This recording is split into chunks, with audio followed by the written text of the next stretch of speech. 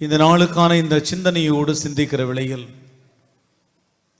பல காலங்களுக்கு முன்பாக பார்த்த ஒரு விளம்பரம் ஞாபகம் வருகிறது.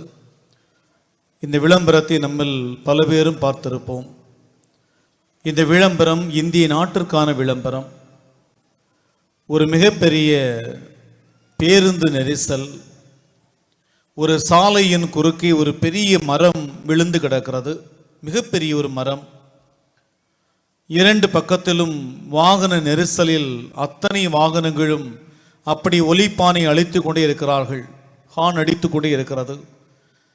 ஒரு பக்கம் வாகனம் போக முடியவில்லை என நிறைய வாகனங்கள் வரிசையாக நீண்ட தூரம் அந்த டிராஃபிக்கில் பேருந்து நெரிசலில் சிக்கி நிற்கிறது.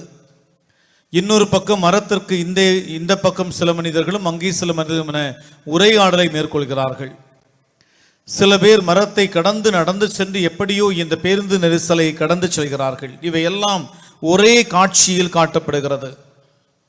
இவ்வாறு பேருந்து நெரிசலில் அந்த பேருந்தின் பின்பகுதியில் ஒரு பள்ளி வாகனம் நிற்கிறது. அந்த வாகனத்தை சார்ந்தவர்களும் ஒலிப்பானை அழித்துக் கொண்டே இருக்கிறார்கள். அந்த வாகனத்திலிருந்து ஒரு சிறுவன் தன்னுடைய புத்தக பையை தன்னுடைய முதுகிலிருந்து கலற்றிப்படுகிறான். மழை பெய்ய ஆரம்பிக்கிறது. இந்த சின்னம் சிறிய சிறுவன் நடந்து வந்து அந்த பெரிய மரத்தை மெதுவாக தள்ளுகிறான்.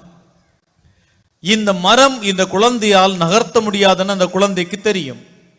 ஆனால் அந்த குழந்தை அந்த மரத்தை நகர்த்தி செல்கிற வேளையில் சுற்றி இருந்த வாகனத்திலிருந்து ஒரு இளம்பெண் வெளியே இறங்கி அந்த மரத்தை தள்ள ஆரம்பிக்கிறார். அடுத்து ஒரு இளைஞன், அடுத்து ஒரு பெரியவர், அடுத்து மக்கள், கடைசியில் பேருந்தில் இருந்த எல்லோருமே கீழே இறங்கி அந்த மரத்தை அப்படியே தூக்கி அதிலிருந்து அப்புறப்படுத்துகிறார்கள். எல்லா வாகனமும் செல்ல துவங்குகிறது. அந்த குழந்தையினுடைய தலையில் ஒருவர் தலைகோதி விட்டு சிரித்து கொண்டு பயணிக்கிறார்.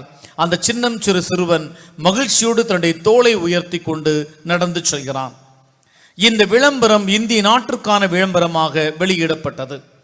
எங்கள் தேசம் என்பது வேறுபாடுகளை கடந்து எல்லோரும் ஒற்றுமையாக ஓரணியில் நிற்கிற உலகமாக இருக்கிறது என்பதை எடுத்துக்காட்டிய ஒரு விளம்பரமாக இருந்தது.